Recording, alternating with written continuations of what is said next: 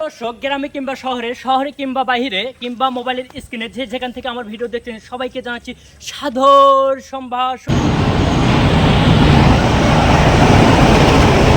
সুপ্রিয় দর্শক, রসে ভরা রংপুর আমাদের বিভাগ রংপুর। এই রংপুর বিভাগের ভিতরে 8টি জেলার ভিতরে আমাদের জেলার নাম হচ্ছে, পূর্বে ছিল ভবানীগঞ্জ, এখন হচ্ছে গাইবান্ধা।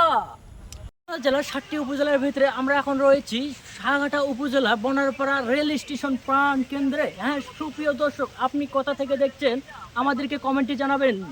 বোনারপাড়া জংশন রেলওয়ে স্টেশনটি বাংলাদেশের পশ্চিমাঞ্চল কর্তৃক পরিচালিত রংপুর বিভাগের গাইবান্ধা জেলার একটি রেলওয়ে স্টেশন।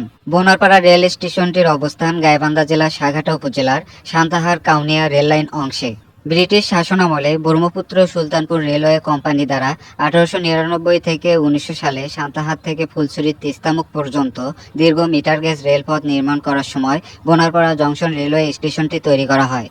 সেই সময় থেকে উত্তরাঞ্চলের 16 জেলার মানুষের ঢাকা যাওয়ার একমাত্র রেলপথ ছিল বোনারপাড়ার অদূরে অবস্থিত ফুলছড়ি রেল ফেরি ঘাট।